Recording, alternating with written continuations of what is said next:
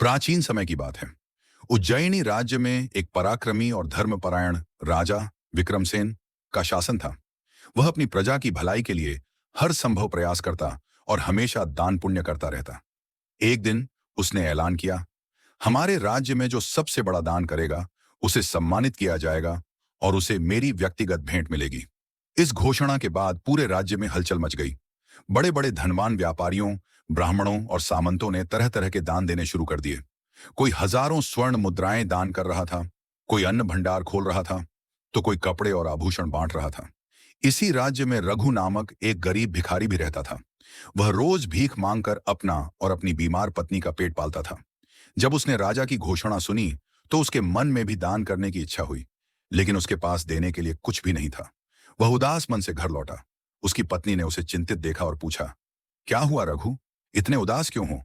रघु ने उत्तर दिया, राजा सबसे बड़े दान को सम्मानित करने वाले हैं, लेकिन मेरे पास तो खुद के खाने के लिए भी कुछ नहीं है। उसकी पत्नी मुस्कुराई और अपने फटे पुराने कंबल को निकाला। रघु, हमारे पास बस यही है, लेकिन यही हमारा सबसे बड़ा धन है, इसे ही दान कर दो। रघु की आंखों में आंसू आ गए। उसने कंबल लिया और महल की ओर चल पड़ा। राजमहल में एक के बाद एक लोग अपने बड़े बड़े दान लेकर आ रहे थे। राजा बड़े ध्यान से देख रहे थे कि कौन सबसे बड़ा दान दे रहा है। तभी एक कमजोर और जर्जर कपड़े पहने भिखारी दरबार में पहुंचा। सभी लोग उसे देखकर हंसने लगे। उसने राजा के सामने जाकर कांपते हाथों से अपना पुराना कंबल रखा और बोला, महाराज, मेरे पास देने को बस यही है, लेकिन यह मेरी पत्नी और मेरा इकलौता सहारा था। फिर भी इसे दान में देना चाहता हूं। राजा ने जैसे ही कंबल उठाया, उनकी आंखें भर आईं। वह अपने सिंहासन से उठे और पूरे दरबार में घोषणा की, आज तक मैंने बहुत से दान देखे, लेकिन यह सबसे बड़ा दान है। इस भिखारी ने अपना सर्वस्व दान कर दिया है, इसलिए यही सबसे बड़ा दान है। राजा ने रघु को गले लगाया और उसे बहुत सारे स्वर्ण मुद्राएं और एक नया घर उपहार में दिया। रघु की आंखों में आंसू थे, लेकिन इस बार ये आंसू खुशी के थे।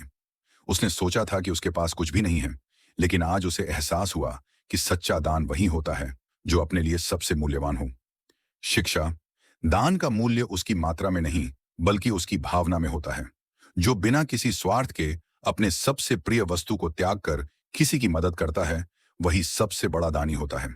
सच्चा दान वह है जो बिना किसी लोभ और अहंकार के किया जाए।